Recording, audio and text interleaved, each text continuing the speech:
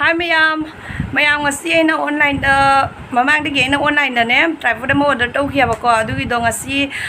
thungare do unboxing tawraga I mayam da jeng halake light jaw bo dunia ba round tawraga light jaw bo to adu gi dunia ba ko ado hoji unboxing tawraga mayam da jeng halake do khoi pa hoji hangtu ye ba ko ai ji jeng halage mayam da lai do pa la ga su halake ba kamai trom do ba khang de mamandi lupa chatru ka kunthat te ora mare ko maina ta bani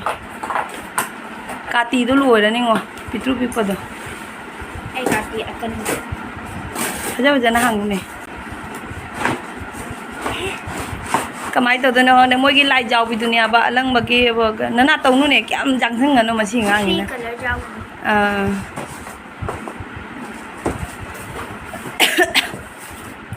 rồi đấy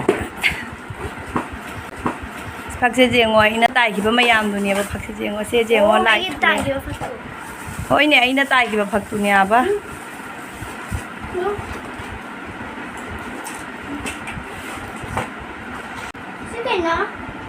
lại nè lại riêng mẹ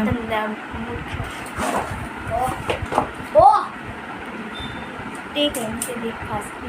ha bây giờ máy tàu rồi nó bao giờ xin là khara cân bả asi mamanju hela bani na ne asina khara kal le ha bagi du di lup chahum du mai na tai ba chahum jang gai du mai tai ba du di ke ro taw le jang jam jang ti khare angang zum chana na taw ni ba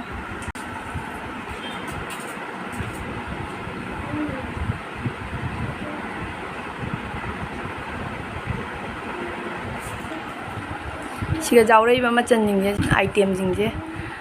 maku kutu myam jam me ba jaw rei je nằm dân lỗ dốt lâu nằm dân lỗ tôi gì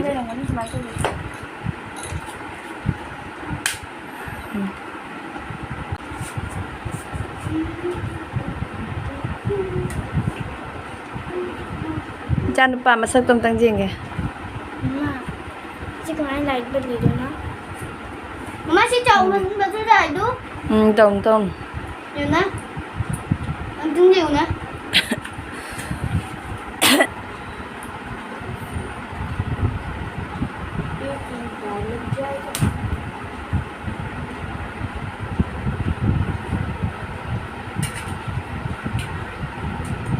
wire ji ju jam sang ko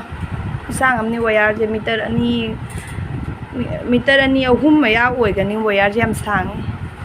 lang an nungai tare ba si jeng ma yam asi khille ku lu soi di ba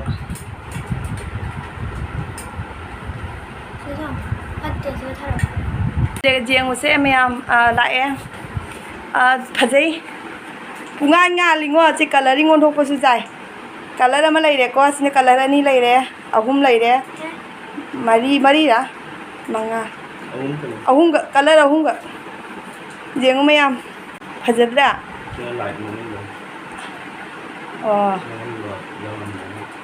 lai ne maman bagi su lai de gi jam han color lai ngal han bagi su lai maman bagi su le jo huji maman la ba hujing na mu lai che ngal han le apuna mak se sigi machine ji da se up down ji ga lai re apna mak se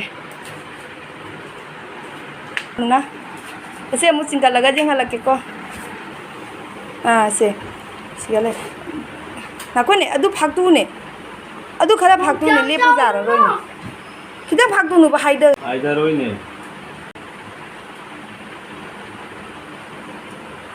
aya siga taw roi dra sem lai si se kita wo ama ka makhagi du makhagi du di adu gi do khitang chinga jeng ado do lai jeng ne mayam khusa oh my god khusa ngam ni wa futaru hela ba yang khusa ngam ne futaru jeng ne aingon da te pura wa ngam ni wa heng kap ni jeng tham se ja la ba hajabra mayam ish pa ngai se ja ado hauji si lau thoni ai gi level da thamunu ba do mayam si da lai re gi tripod to si phajai ko mangan ji jengo ado gi muthalo nu nam ta aji muthala gon jenga lage se muthala ga sinya ba ko ado mu on to ro ois mangan je change ꯇꯧꯔꯣ ꯀꯂꯔꯗ ꯁꯤ ꯑꯣꯟ ꯇꯧꯔꯦꯕ ꯁꯤ colour ꯑꯃ ꯂꯩꯔꯦ ꯁꯤꯅ colour ꯑꯅꯤ ꯂꯩꯔꯦ ꯑꯃꯃꯨꯛ change ꯇꯧ ꯑꯁꯤꯅ ꯀꯂꯔ ꯑꯍꯨꯝ ꯂꯩꯔꯦꯕꯗꯣ ꯑꯩꯗꯤ ꯃꯌꯥꯏꯒꯤ ꯀꯂꯔꯁꯦ ꯄꯥꯝꯃꯦ ꯍꯧꯖꯤꯛꯀꯤꯗ ꯑꯃꯈꯛ ꯀꯂꯔꯁꯦ ꯑꯁꯤꯒꯤ ꯀꯂꯔꯁꯦ ꯄꯥꯝꯃꯦ ꯑꯗꯣ ꯃꯌꯥꯝ ꯑꯁꯤꯒ ꯂꯩꯔꯦꯕꯀꯣ ꯔꯤꯃꯨꯚꯁꯤꯗ ꯑꯞ ꯗꯥꯎꯟ ꯂꯣꯏꯅꯃꯛ ꯁꯤꯗ ꯇꯧꯔꯤꯅꯦꯕ ꯑꯗꯣ ꯃꯌꯥꯝ ꯍꯥ डाउनलोड up down ꯍꯥꯏꯕ up download ꯀꯂꯔ ꯆꯦꯟꯖꯁꯨ ꯁꯤꯒ ꯇꯧꯔꯦ ꯑꯗꯨꯒꯤ ꯃꯊꯪꯗ ꯍꯥꯏꯗꯤ ꯀꯂꯔ ꯃꯆꯨꯁꯦ ꯖꯥꯛꯍꯟꯕꯁꯨ ꯌꯥꯔꯦ ꯈꯔ ꯀꯝꯍꯟꯕꯁꯨ ꯌꯥꯔꯦꯀꯣ ꯑꯗꯣ ꯃꯌꯥꯝꯁꯦ ꯑꯗꯨꯝꯅꯦ ꯌꯥꯝ ꯍꯦꯟꯖꯟꯅꯁꯨ ꯌꯥꯝꯅ ꯇꯥꯡꯗꯦ ꯑꯗꯨꯝ ꯃꯌꯥꯝꯅ ꯂꯧꯕꯒꯤ ꯀꯩꯅꯣꯗꯣ ꯌꯦꯡꯉꯒꯁꯨ ꯑꯩꯁꯨ ꯂꯧꯔꯤꯅꯦꯕ ꯃꯤ ꯃꯌꯥꯝ ꯃꯁꯤꯡꯁꯦ ꯑꯣꯔꯗꯔ ꯇꯧꯅꯩꯌꯦꯕꯀꯣ ꯑꯗꯨꯒ ꯑꯩꯁꯨ ꯑꯗꯨꯝ ꯄꯥꯝꯃꯟꯕꯒꯤ ꯑꯣꯔꯗꯔ ꯇꯧꯔꯦ ꯂꯨꯄꯥ 493 ꯇꯥꯈꯤꯑꯕꯀꯣ ꯃꯣꯏ ꯗꯦꯂꯤꯚꯔꯤ ꯆꯥꯔꯖ ꯀꯔꯤ ꯀꯔꯥ ꯂꯣꯏꯅ ꯄꯨꯜꯂꯒꯅꯦ ꯑꯗꯣ ꯑꯩ ꯉꯁꯤꯗꯤ ꯁꯤꯒ ꯆꯨꯡꯉꯒ ꯋꯥ ꯉꯥꯡꯉꯩꯅꯦꯕꯀꯣ ꯌꯥꯝ ꯐꯖꯔꯦꯕ ꯁꯨꯃꯥꯏꯅ ꯅꯍꯥꯟꯈꯩꯁꯨ ꯁꯨꯃꯥꯏꯅ ꯂꯩꯔꯒ ꯇꯧꯔꯝꯒꯗꯕꯗꯤ ꯃꯣꯕꯥꯏꯜꯁꯦ ꯏꯊꯣꯛꯇ ꯁꯨꯃꯥꯏꯅ ꯑꯗꯨꯝ ꯄꯥꯏꯔ ꯋꯥ ꯉꯥꯡꯕꯅꯤꯅꯅꯦ ꯈꯪꯕ꯭ꯔꯥ ꯋꯥꯗꯣ ꯀꯩꯅꯣ ꯇꯧꯕ ꯉꯝꯁꯟꯗꯦꯕ ꯑꯗꯣ ꯍꯩꯗꯤ ꯁꯨꯃꯥꯏꯅ ꯇꯧꯔꯅꯤ ꯁꯨꯃꯥꯏꯅ ꯖꯒꯣꯏ ꯈꯣꯠꯂꯁꯨ ꯀꯩꯁꯨꯝ ꯀꯩꯅꯣ ꯇꯧꯔꯔꯣꯏ ꯅꯨꯡꯉꯥꯏ ꯐꯖꯕꯅ ꯂꯣꯏꯔꯅꯤ ꯑꯗꯣ ꯃꯌꯥꯝ